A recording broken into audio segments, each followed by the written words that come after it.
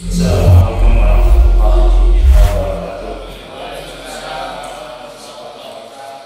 Innal hamdalillah nahmaduhu wa nasta'inuhu wa nastaghfiruh wa na'udzu billahi min shururi anfusina wa min sayyiati a'malina.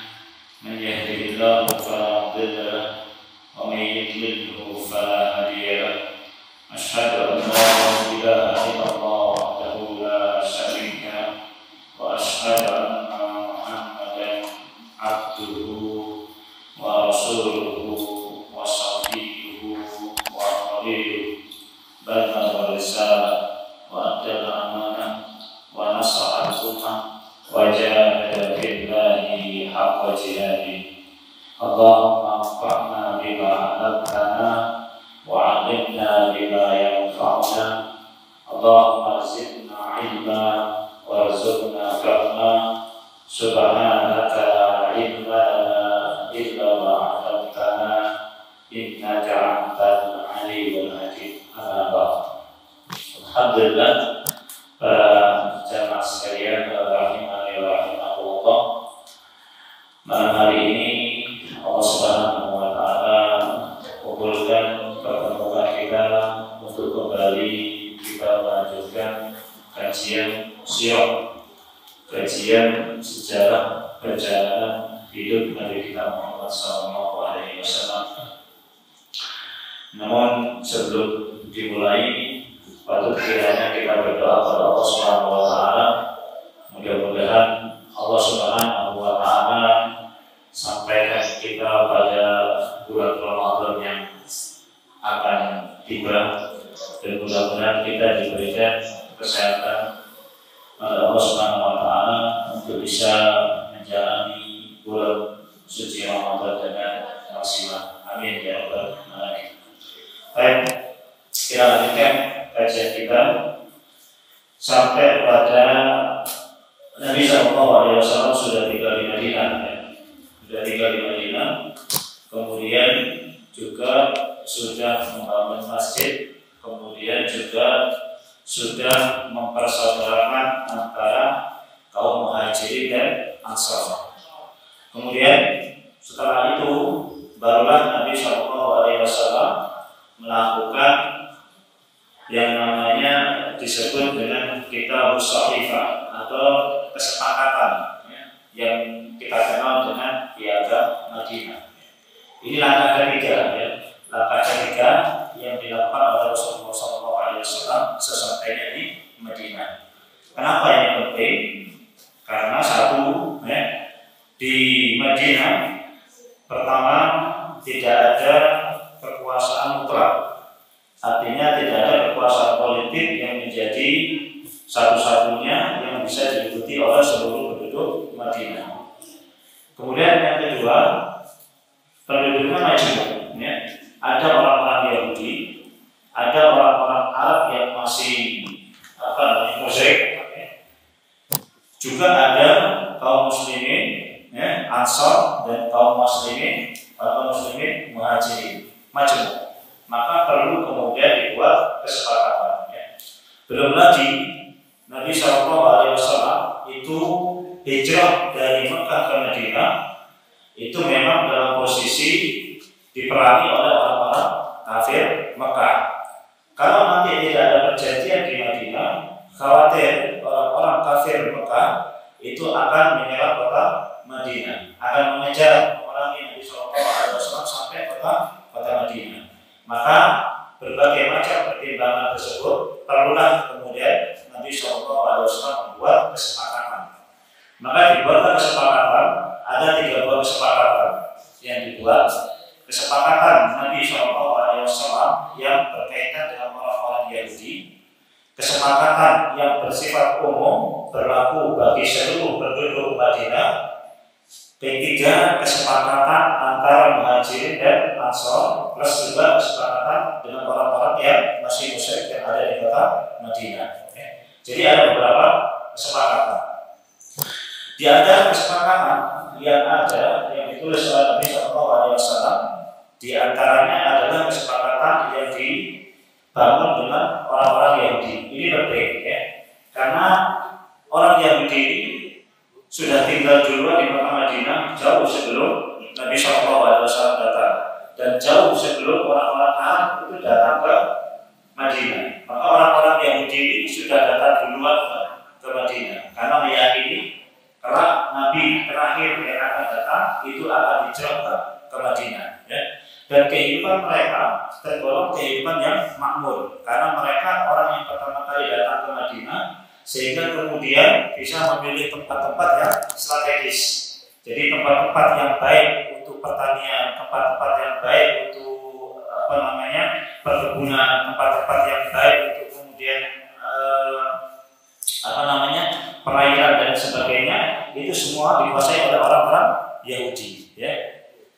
Maka kemudian kehidupan mereka secara umum makmur, ya, sejahtera kehidupan karena mereka awal datang ke situ, bisa memilih tempat, gitu kan, bisa memilih lahan yang ada. Ada 3 suku, ya, orang-orang Yahudi yang sudah tinggal terlebih dahulu, yang kita sudah ketahui, yaitu Bani Nadir, Bani Quraidah, dan Bani Qainuqa. Ya, semuanya sudah ada di Madinah. Mereka menguasai pasar, mereka menguasai perkebunan, mereka menguasai pertanian kota Madinah.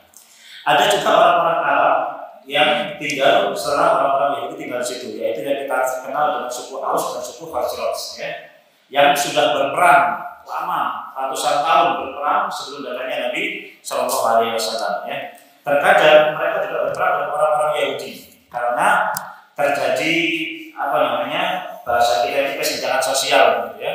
Karena mereka orang-orang belakangan yang datang ke Madinah, mereka dapat tanah-tanah yang di pinggiran kota Madinah, tanah-tanah yang tidak subur. Ya. Seandainya dibuat pertanian maupun perkebunan, nggak cocok. Ya. Dibuat pasar pun nggak bisa, sehingga kemudian mereka terpinggir orang-orang Aus dan orang-orang Khazraj ini. Ya. Maka timbul keirian, kesenjangan sosial, sehingga sering terjadi antara Aus dan Khazraj. Kemudian juga sering terjadi kedua suku ini berperang dengan orang-orang Yahudi. Atau orang Yahudi, ya, Bani Quraidah berpihak dengan suku Aus, orang Bani Nadir berpihak dengan suku Khazraj untuk membela, untuk bersama-sama berperang. Itu sudah berlangsung ratusan tahun, ya, puluhan tahun dan sampai ratusan tahun. Maka Nabi SAW datang dengan membawa kesepakatan. Ya. Di antara kesepakatan yang dibangun Nabi SAW dengan orang-orang Yahudi antara lain adalah bulur sahifati al-muta'alliqati bil Yahud, bulur poin-poin, ya, poin-poin perjanjian yang dilakukan oleh Nabi SAW dengan orang-orang Yahudi. Yunfikul yahudu ma'al mu'minina ma'adamu muharibin. Yang pertama ini, ya, yaitu mereka saling bantu-membantu, saling membiayai perang kalau kemudian Madinah diserang oleh musuh dari luar kota Madinah. Jadi orang Muslim maupun orang Yahudi harus sama-sama mengeluarkan hartanya untuk biaya perang melawan orang yang menyerang kota Madinah dari luar kota Madinah. Ini kesepakatan yang pertama. Ya. Jadi kalau ada orang dari luar kota Madinah menyerang Madinah, ya, maka kemudian orang-orang Yahudi dan kaum muslimin harus sama-sama mengeluarkan biaya perang, harus mengeluarkan uangnya, harus berinfak dua-duanya.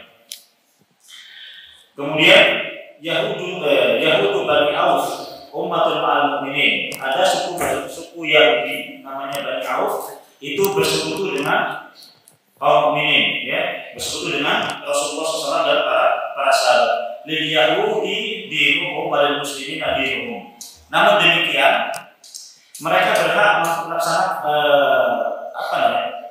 mereka ini bersekutu, cuman Yahudi beribadah dengan agamanya, kaum muslimin pun beribadah dengan agamanya, ya. Jadi iya, sendiri-sendiri, agama sendiri-sendiri, mengamalkan agamanya masing-masing, ya. Ini piagam Madinah, ya. Kalau piagam Jakarta adalah ketuhanan dengan melaksanakan syariat Islam bagi pemeluk-pemeluknya, ya kan? Khusus melaksanakan syariat Islam bagi pemeluk-pemeluknya. Kalau piagam Madinah, Yahudi boleh Yahudi, Islam boleh Islam, melaksanakan agama mereka masing-masing. Ya. Ini bukan kemudian disalahpahami bahwasanya Rasulullah SAW mengakui agama Yahudi, bukan, ya. Sama sekali bukan. Ya. Ini hanya sebuah kesepakatan yang sifatnya politis saja, yang sifatnya manusiawi saja, kepentingan umum saja, tidak mengakui agama Yahudi itu benar sehingga kemudian disuruh melaksanakan agamanya masing-masing, kami melaksanakan agama kami masing-masing. Tidak demikian. Itu pikiran orang-orang liberal, gitu ya. Pikiran orang-orang liberal, ya. Dianggapnya Rasulullah itu mengakui agama Yahudi, tidak, ya. Itu hanya kesepakatan yang sifatnya politis saja, itu kemaslahatan bersama saja, dan tidak ada kaitannya dengan pengakuan masalah agama Yahudi atau tidak, ya. Rasulullah hanya membiarkan mereka melaksanakan agamanya, ya sudah, terserah. Itu sebagai bentuk kesepakatan yang mereka lakukan. La yakhruju min Yahudin ahadun illa bi'idni Muhammadin. Tidak boleh ada orang yang mengusir orang Yahudi kecuali seizin Nabi SAW. Ya. Jadi tidak boleh orang Yahudi ini diusir dari Madinah kecuali dengan izin Nabi SAW. Itu kesepakatan dengan orang-orang Yahudi, ya. Alal Yahudi nafaqatuhum wa alal muslimina nafaqatuhum, ya. Orang Yahudi membiayai hidup mereka, ya, dengan biaya mereka sendiri. Kaum muslimin pun membiayai hidup mereka sendiri, ya. Ini yang berkaitan dengan Yahudi. Secara umum, maka kemudian yang terjadi adalah bahwasanya Madinah itu menjadi negeri haram bagi orang yang terlibat kesepakatan piagam Madinah tersebut. Tidak boleh berperang di Madinah. Karena Madinah menjadi negeri haram bagi orang yang bersepakat tadi, ya. Semua tidak boleh saling membunuh di Madinah. Tidak boleh ada kejahatan di Madinah. Dan Madinah menjadi tanah haram bagi yang terlibat perjanjian tadi, ya. Itu secara umum bagi seluruh penduduk Madinah, ya. Tidak boleh ada menumpahkan darah di tanah haram. Kemudian kalau terjadi, maka baina ahli hadis sahifati min hadasin al-istijarin yukhafu fasaduhu fa inna maraddahu ila Allah wa ila Muhammadin Rasulullah SAW. Kalau terjadi perselisihan, ya, di antara orang yang terlibat kesepakatan tadi itu, ya, yang sekiranya itu nanti membahayakan, maka perselisihan itu dikembalikan kepada Allah dan Rasulnya. Ya. Ini sudah secara tidak langsung Nabi sudah jadi pimpinan di kota Madinah, ya kan? Secara tidak langsung, secara politik Nabi sudah menguasai kota Madinah, ya. Sudah menjadi pimpinan tertinggi di kota Madinah. Kenapa? Kalau sampai terjadi perselisihan di antara ini, harus kembalinya kepada Allah dan Rasulnya. Padahal mereka belum beriman kepada Allah dan Rasulnya, ya kan? Tapi Rasulullah sudah mengatakan kalau terjadi perselisihan yang membahayakan, kembalinya kepada Allah dan Rasulnya. Nggak ada yang nolak, ya. Jadi secara politis Nabi sudah menguasai orang-orang Yahudi. Secara politik Nabi sudah menguasai kota Madinah, ya. Ini luar biasa perjanjian, ya.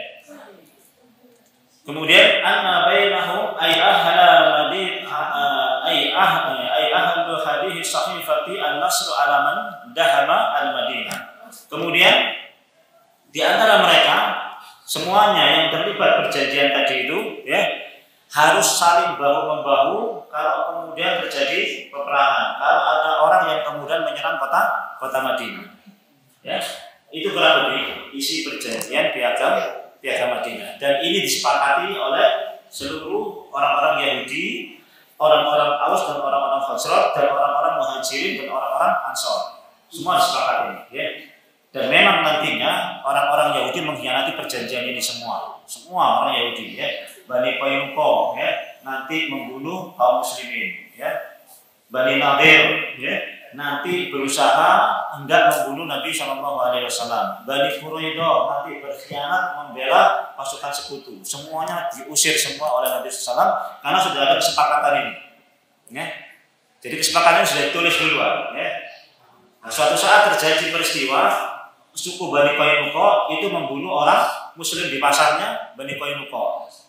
Diusir sama Nabi karena sudah ada perjanjian, ya, tidak boleh berbuat curang, ya, tidak boleh membunuh dan sebagainya. Diusir sama Nabi. Ya. Yang kedua Bani Nadir. Bani Nadir berusaha membunuh Nabi SAW dengan melemparkan batu dari atas rumah, ya. Dan diketahui oleh Nabi SAW, maka kemudian mereka pun diusir. Ya. Yang ketiga Bani Quraidah. Bani Quraidah pun juga berkhianat ketika Rasulullah di dalam perang Khandaq diserang oleh pasukan sekutu, ya. Di belakang itu Bani Quraidah, dan Bani Quraidah sepakat untuk membantu pasukan sekutu menyerang Nabi SAW dari belakang. Ya. Nah, dari belakang Bani Quraidah. Namun Bani Quraidah orangnya pengecut semua, ya. La tuqatilu lakum jami'an illa fi quram muhassanatin aw min wara'i judur. Ya. Mereka ini enggak berperang kalau enggak dalam benteng mereka, ya. Kalau enggak di dalam kota mereka, atau dari min wara'i judur, atau dari balik tembok perangnya. Jadi mereka ini enggak uangnya apa sih? Iya, pedian, pengecut. Jadi Bani Quraidah ini pas ketika perang Ahzab sepakat, ya, nanti saya menyerang Nabi dari belakang, kamu dari depan. Kan dari depan nggak bisa nyerang karena ada Khandaq, karena ada parit, ya kan? Nah, di belakang Bani Quraidah ini ada di tempat dataran tinggi, dia bisa melihat Nabi SAW dari tempat mereka. Mereka mau menyerang, takut, serang enggak, gitu, ya. Nah, ini nggak nyerang dia, nggak nyerang. Tapi setelah pasukan Ahzab ini pulang, semuanya dibunuh sama Nabi SAW. Ya. Keputusan Sa'ad bin Mu'ad, orang laki-laki dari Bani Quraidah semua harus dibunuh. Yang sudah balik, ya. Hampir 700 orang dibunuh. Ya. Yang sudah balik, ya. Kurang lebih, ya, diperiksa, ya. Tanda-tanda baliknya diperiksa. Kalau sudah balik laki-laki, bunuh semua. Ya. Bani Quraidah, ya. Nah, itulah orang-orang Yahudi yang memang senangnya mengkhianati perjanjian, ya. Itu salah satu watak orang Yahudi yang sampai hari ini pun demikian, senangnya melanggar perjanjian. Baik, itu sekilas tentang piagam Madinah, ya. Kita masuk pada bab selanjutnya, bab tasri'ul adzan, bab disyariatkannya adzan, ya. Jadi perintah sholat itu sudah diterima Nabi Shallallahu Alaihi Wasallam, ya, perintah sholat, ya, diterima ketika Isra dan Mi'raj itu. Tapi bagaimana cara mengumpulkan orang sholat di masjid itu tidak ada syariatnya, tidak ada. Caranya gimana mengumpulkan orang supaya sholat? Ya, yang ada pada waktu itu, ya, kalau kira-kira masuk waktu zuhur, ya. Waktu zuhur itu kira-kira matahari di tengah itu, ya, sudah mulai geser ke kanan, ya. Itu sudah masuk mulai waktu zuhur, ya kan. Kemudian waktu asar kira-kira matahari sudah mulai agak menguning begitu, ya. Kemudian waktu maghrib, ya, sudah mulai cahaya merah itu sudah hilang, tenggelam, ya. Isya, subuh dan seterusnya. Ketika masuk waktu sholat itu, ya, wah, ini matahari sudah ke tengah. Mereka datang ke masjid semua. Nanti kapan mulainya? Ya nggak ada komat, nggak ada apa, kan begitu, ya, nggak ada. Nanti kira-kira pada ngumpul semua, baru kemudian sholat. Ya, ada juga yang menyebutkan as-sholatu jami'ah, begitu, ya. As-sholatu jami'ah, baru kemudian mereka sholat. Nanti asar begitu, ya. Nanti maghrib pun begitu, kumpul. Nanti kira-kira sudah kumpul semua, baru kemudian sholat bareng-bareng. Tapi untuk kemudian panggil orang, kemudian supaya semuanya datang ke masjid, belum ada. Nggak ada. Bagaimana caranya? Nggak ada caranya, ya. Nah, maka kemudian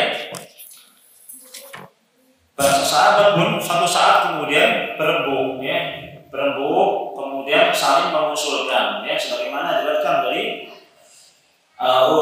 Ibnu Umar radhiyallahu ta'ala anhuma, kana muslimuna hina qadimul madinah yastami'una fa yatahayyanuna as-salata laysa linadaha, ya. Waktu kami masuk kota Madinah, waktu kami datang ke kota Madinah, kami sudah disyaratkan sholat, tapi belum ada untuk seruan untuk supaya sholat. Fatakallamu yauman fi dzalika, Maka kami pun berbincang-bincang tentang masalah tersebut, ya. Gimana caranya untuk manggil orang supaya sholat? Faqala ba'duhum ittakhidu naqusan misla naqusin nasara, ya. Kita pakai nakus. Nakus itu khasabah tawilah tudrabu bi khasabatin asghar minha. Jadi kentongan panjang dipukul sama kentongan yang kecil, kayu panjang, ya, dipukul sama kayu kecil, ya. Itu namanya nakus, ya. Kayak ronda, kampung-kampung dulu, kentongan yang panjang, nanti ada kayu kecil, tong sholat. Jadi ini tandanya kalau dikentong begini tandanya orang sholat, begitu ya. Itu usul sebagian sahabat. Orang Nasrani dulu pakai begitu. Orang Nasrani zaman dulu pakai kentongan begitu. Kemudian datang ke gereja. Ya. Tapi sekarang enggak, ya. Kalau sekarang sudah enggak pakai kentongan, pakai pakai lonceng, ya. Pakai lonceng ditarik, tangkong, ya kan, seperti ini. Mengganggu, ya. Ada mengganggu, ya.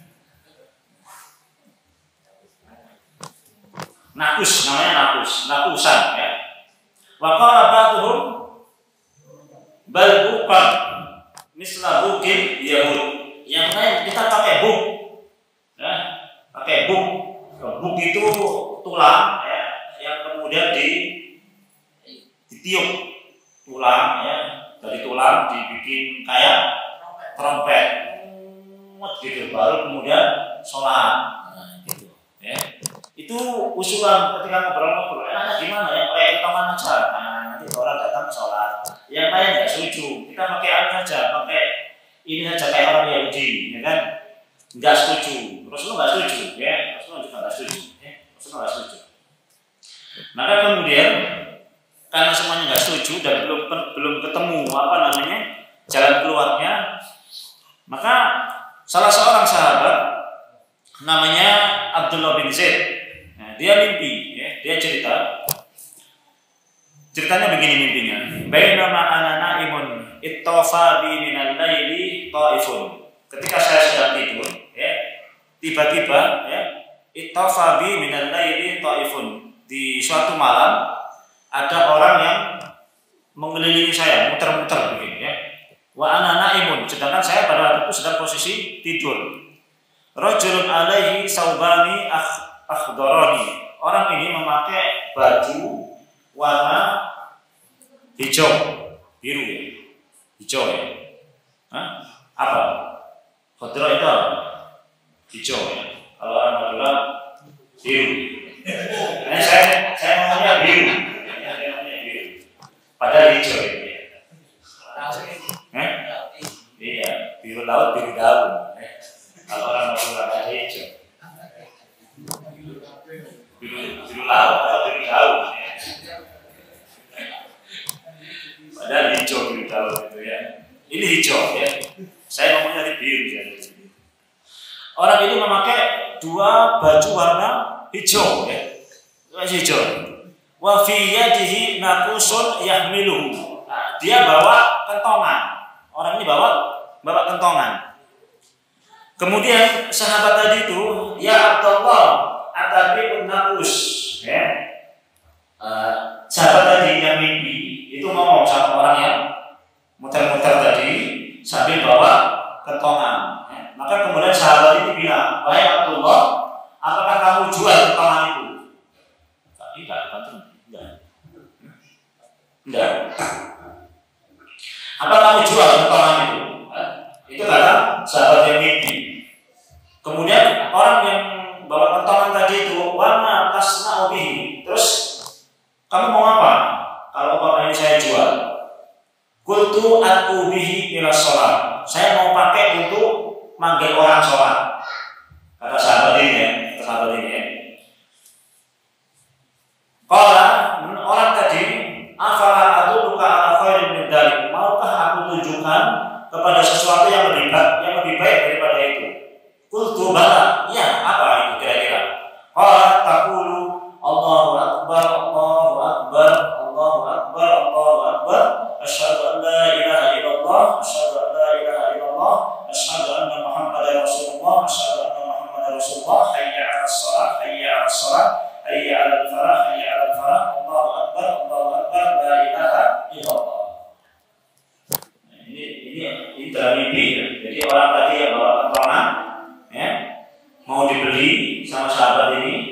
Ditanya, untuk apa kamu beli ini? Untuk bagi sholat. Ya. Terus orang ini bilang, maukah aku tunjukkan sesuatu yang lebih baik bagi sholat daripada itu? Oh ya silakan, tidak apa-apa. Maka orang tadi yang baru pertama tadi ngajari ada Allah Akbar dan seterusnya. Ada, ya, ada ini tadi, ya, ada tadi ini. Kemudian sumastakhara ghairu ba'idin, ya. Kemudian orang itu agak mundur sedikit, kemudian berhenti sebentar, ya. Summa qala taqulu idza aqamtas shalah Allahu akbar asyhadu an la ilaha illallah asyhadu anna muhammadar rasulullah hayya 'alas shalah hayya 'alal falah qad qamatis shalah Allahu akbar la ilaha illallah. Dan kalau kamu mau melaksanakan sholat, ucapan ini Allahu akbar asyhadu an la ilaha illallah asyhadu anna muhammadar rasulullah hayya 'alas shalah hayya 'alal falah qad qamatis shalah Allahu akbar la ilaha illallah. Diajari adzan sama diajari qomat sekaligus, ya. Maka kemudian sahabat tadi yang mimpi kemudian menemui Nabi Shallallahu Alaihi Wasallam dan menceritakan mimpinya kepada Nabi Shallallahu Alaihi Wasallam. Maka Nabi Shallallahu mengatakan bahwa innaha la ru'ya haqqin insyaallah summa fa'alqi ala bilalin ma ra'aita falyu'addin fa innahu anda sautan minka. Ya. Maka bisa mengatakan adalah sesungguhnya itu mimpi yang hak insyaallah. Maka berdirilah fa'alqi ala bilal ma ra'aita, ajarkan kepadamu, ajarkan yang kamu dapat tadi itu kepada Bilal, ya. Falyu'addin, maka kemudian suruh Bilal kemudian untuk mengajarkan seperti yang kamu ajarkan tadi. Fa innahu anda sautan minka, karena Bilal suaranya lebih keras dan lebih enak, lebih indah daripada kamu. Maka kemudian Bilal disuruh naik ke tempat yang lebih tinggi, kemudian Bilal mengucapkan adzan seperti yang diajarkan oleh sahabat tadi yang mimpi tadi itu. Paham ya? Nah, itu sejarah adzan. Jadi memang seyogianya adzan itu di tempat yang agak tinggi suaranya memang bisa kedengar kemana-mana, begitu ya. Tapi sekarang tidak perlu, ya. Sudah ada apa namanya menara ataupun tinggi-tinggi menaranya sekarang, ya. Tinggi menaranya, ya. Kemudian yang kedua, yang ada itu suaranya yang keras, ya, yang enak juga kalau memang ada, ya kan? Kalau bisa begitu, ya. Di Purworejo kasihan, di Purworejo yang ada orang tua, ya. Suaranya enggak ini, ya. Anak muda yang ada harus, ya, yang suaranya kencang, suaranya enak, itu yang memang mestinya untuk kemudian ada, ya, mestinya untuk kemudian ada, ya. Nah, maka kemudian ditetapkanlah, maka kemudian Bilal pun berdiri. Ketika Bilal kemudian ada dengan mimpinya sahabat tadi itu, Umar dengar, ya, Umar dengar dari rumahnya kedengaran Umar ini. Faqama yajurru ridaahu wa yaqulu walladzi ba'atsaka bil haqq laqad ra'aitu misla ma ara. Faqala Rasulullah fa lillahil hamd.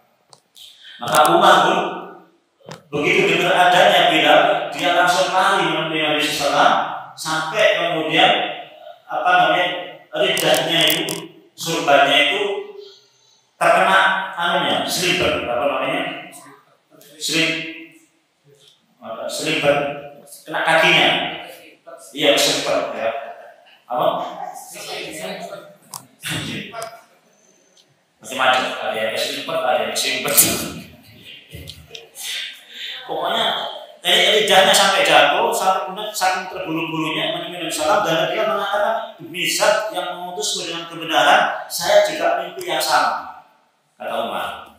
Ya, saya juga mimpi yang sama. Ya. Maka saya mengatakan apa? Falillahil hamd. Ya, segala puji bagi Allah Subhanahu wa Ta'ala. Maka ditetapkan itu sebagai adzan. Dan muadzin yang salam itu Bilal Abdullah Ummi Maktum itu di apa namanya di Madinah, ya. Jadi Bilal itu kira-kira jam 3, Ummi Maktum jam jam 4 kira-kira begitulah ya. Kalau subuh ya, Jadi bila jam 3 sudah orang sudah kebangun. Nah, nanti pas waktu masuk subuh ganti Abdullah bin Ummi Maktum.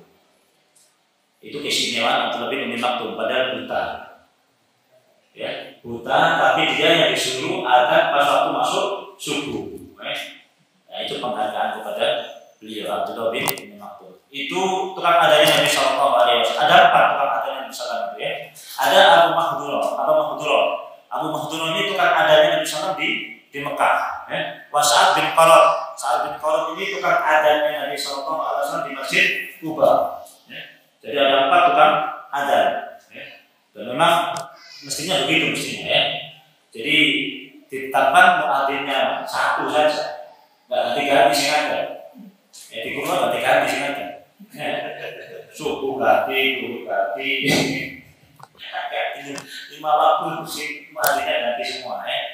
Mestinya memang muadzinnya petugasnya 1 saja sudah, bukan tukang adzan ya. Selesai gitu ya.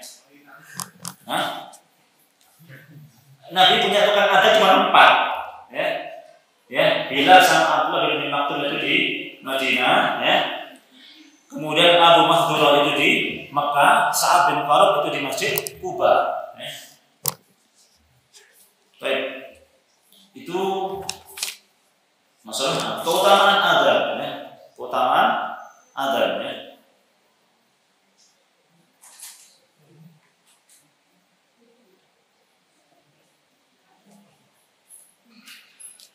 Diriwayatkan dari Imam Bukhari dari Abdurrahman bin Abi Sa'sa'ah dari bapaknya anna Abu Sa'id Al-Khudri qala inni araka tuhibbul ghanam wal badiyah.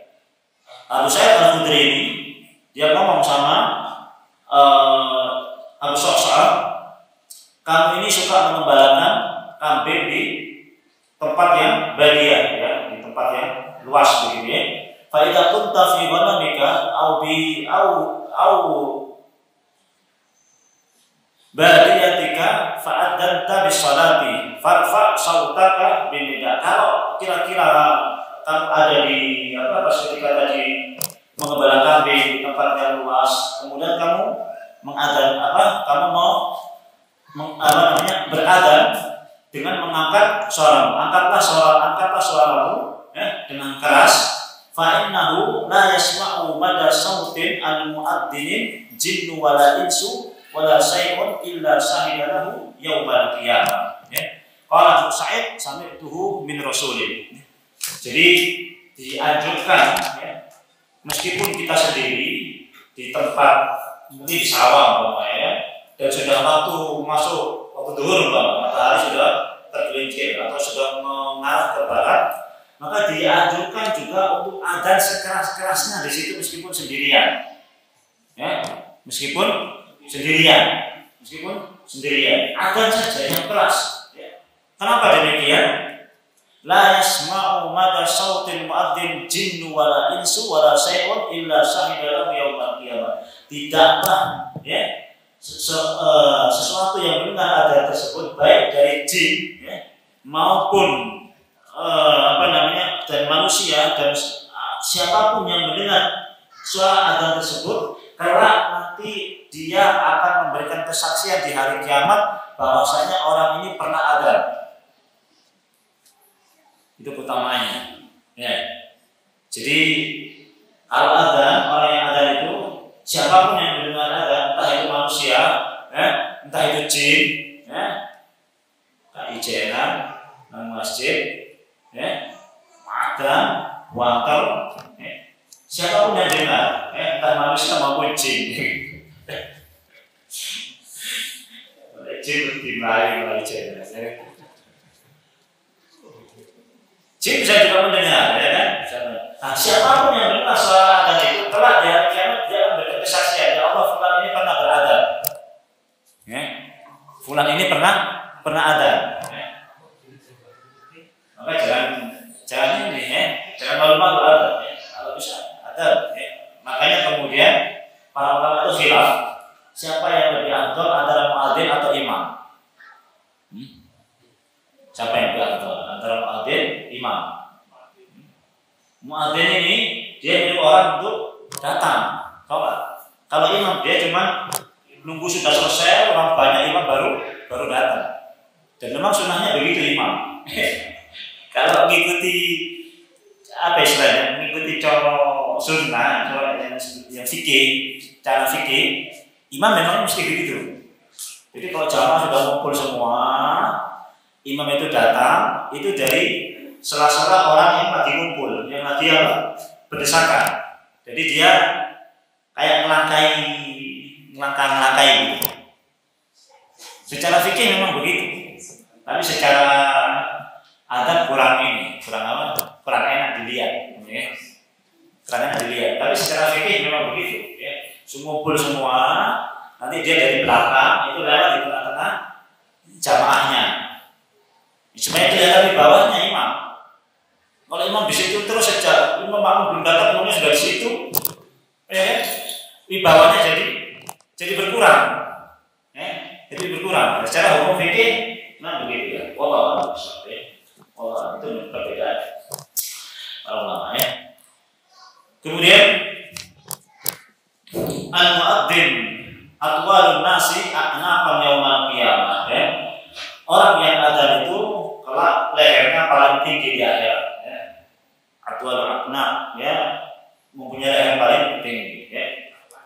Ya, ada dua pendapat para ulama di sini, ya. Ada dua pendapat mengenai mengatakan ikhtilaf salaf wal khalaf fi ma'na hadzal hadis. Faqila ma'nahu aktsarun nasi tasawwufan bi rahmatillahi ta'ala li'anna al-mutasawwif yutilu unuqahu ila ma yataqarrabu ilayhi. Fa ma'nahu aktsaru ma yarawnahu min as-sawab, ya. Ada memang yang menafsirkan memang lehernya memang panjang sebagai bentuk ya kelebihan ya dengan Allah Subhanahu wa taala, sehingga kemudian dia bisa lebih tinggi daripada orang-orang yang lain. Paham, ya? Dia bisa lebih tinggi daripada orang yang lain. Namun makna yang lain tidak demikian, ya. Maknanya tidak demikian. Makna yang lain adalah itu menunjukkan orang yang paling banyak pahalanya, orang yang paling banyak mendapatkan rahmat Allah Subhanahu wa taala, ya. Oleh Allah Subhanahu wa taala. Itu panjang leher itu begitu. Orang yang paling banyak mendapatkan rahmat Allah Subhanahu wa taala. Sebagaimana istri-istri Nabi Shallallahu alaihi wasallam juga, Nabi SAW pernah mengatakan, orang yang pertama kali menyusul saya setelah kematian saya adalah orang yang paling panjang tangannya di antara kalian. Itu kepada istri-istrinya Nabi SAW, ya. Kalau di antara kalian ini, pada istri-istri Nabi SAW, yang paling cepat menyusul saya setelah kematian saya itu adalah orang yang paling panjang tangannya di antara kalian. Maka setelah Nabi SAW kemudian meninggal, istri-istri Nabi ini saling mengukur tangannya masing-masing di tembok. Siapa ada yang panjang tangannya? Aisyah, Hafsah, Sauda, Zainab, saling, ayo panjang-panjangan. Yang panjang punyanya Aisyah, panjang. Tapi begitu Nabi SAW meninggal, 6 bulan kemudian yang meninggal itu Zainab binti Jahsh. Yang meninggal Zainab binti Jahsh, ya. Maka kemudian mereka berpikir, kira-kira apa yang dimaksud Nabi SAW tentang panjang tangan itu? Ternyata yang dimaksud adalah orang yang paling banyak infak dan sedekahnya. Kalau kita panjang tangan kan mencuri, ya. Ini panjang tangan itu mencuri, ya. Tapi kalau misalnya yang paling panjang tangannya itu yang paling gemar mengeluarkan infak dan sedekahnya, ada tangannya. Jadi pokoknya infak sedekah itu kayak makanan tiap hari, gitu, ya.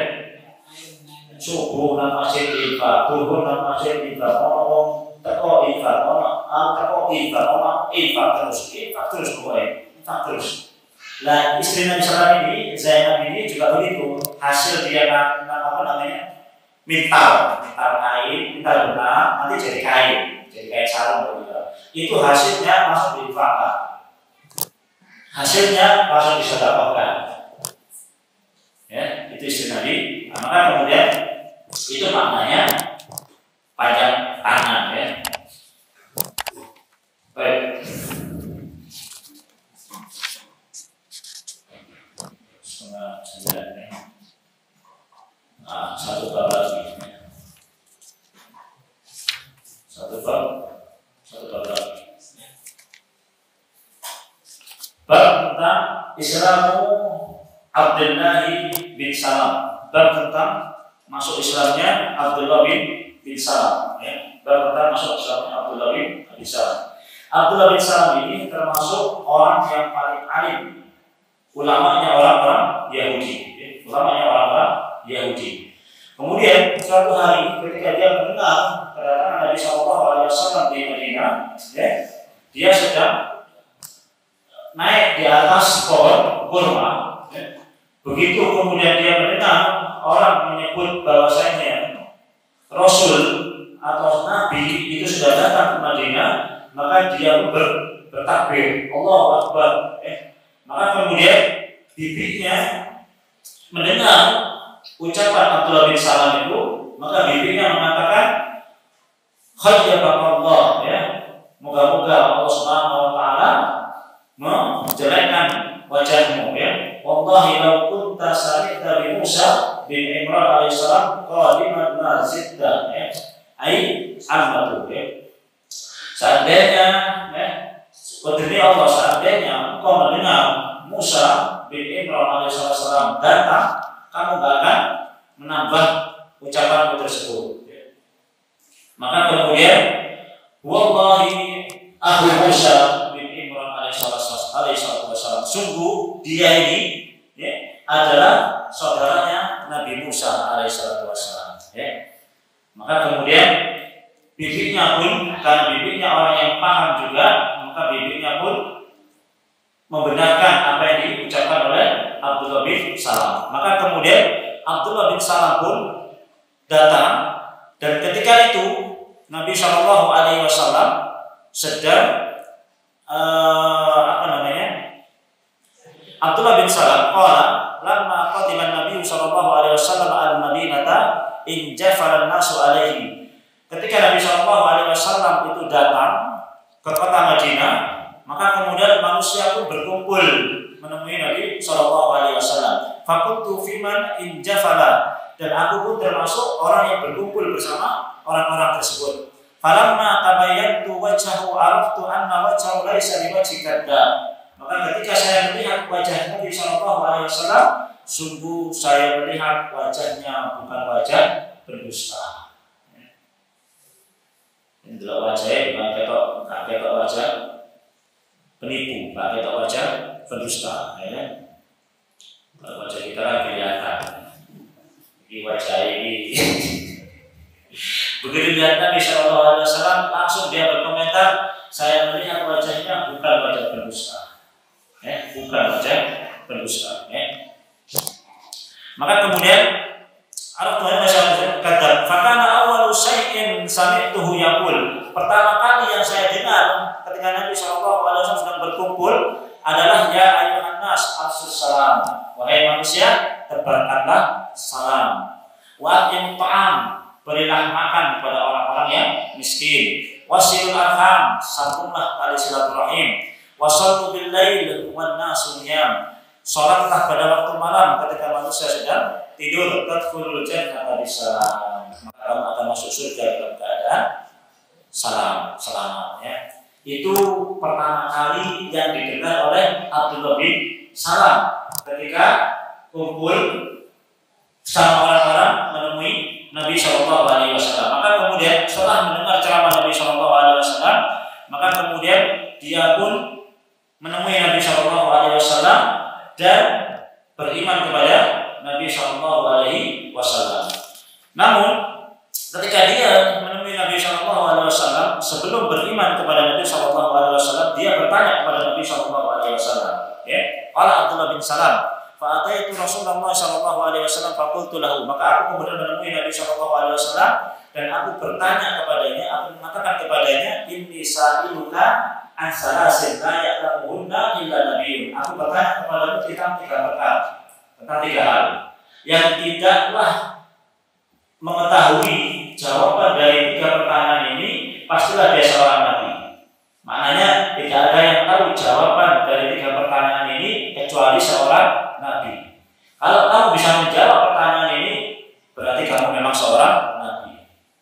Abdul Salam ini ulama loh ya, ulama Yahudi ya. Berarti dia paham betul Taurat ya, paham betul dia Taurat ya, paham betul. Dia ulama masalah, dia ulama. Maka dia bertanya kepada Nabi Shallallahu Alaihi Wasallam. Pertanyaan yang pertama, ma awal asrar kisah, apa tanda pertama kali kiamat besar? Asrar itu kalau bahasa kita ini syarat. Kan ada alamat ya, alamat sa'ah ya kan? Ada asratus sa'ah ya kan? Kalau asratus sa'ah itu yang kira-kira memang sudah mau kiamat. Apa maksudnya? Itu tanda-tanda besar. Kalau alamat sa'ah,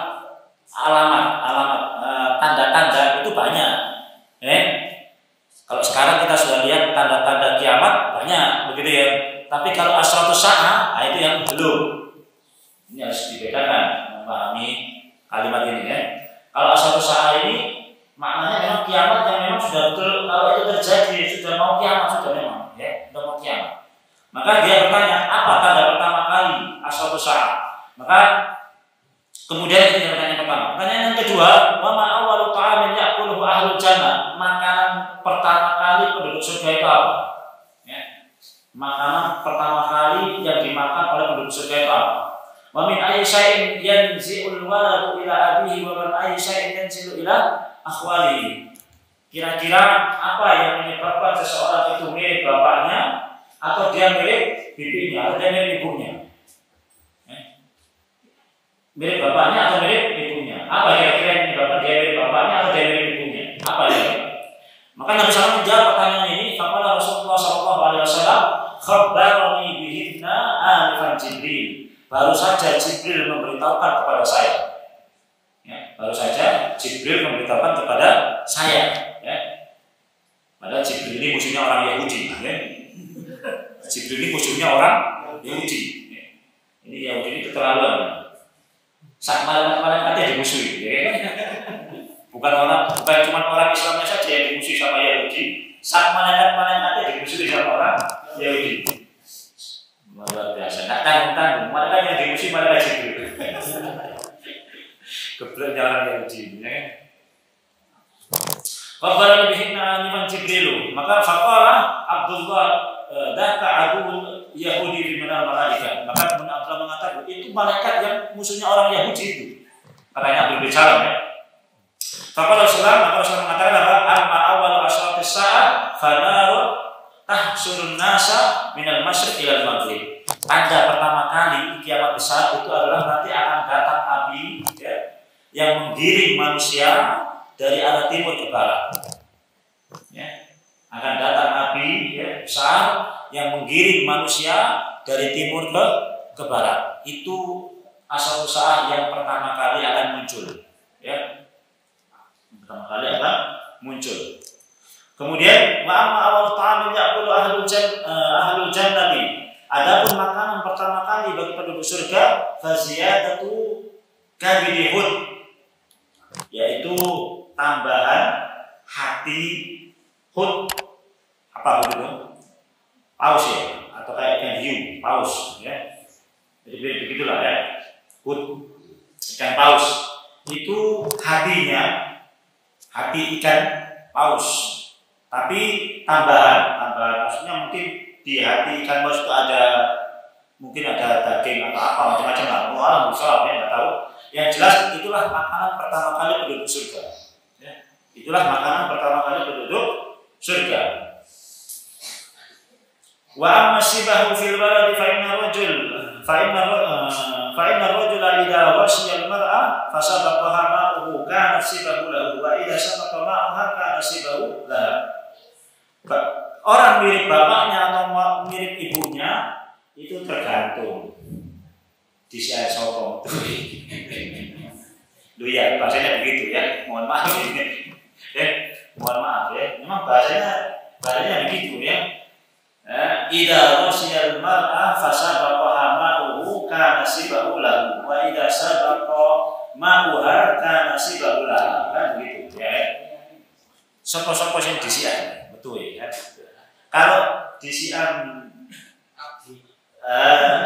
lakinya mirip laki, kalau disian perempuan mirip ibunya ya. Wallahu a'lam bishawab ya. Wallahu a'lam bishawab.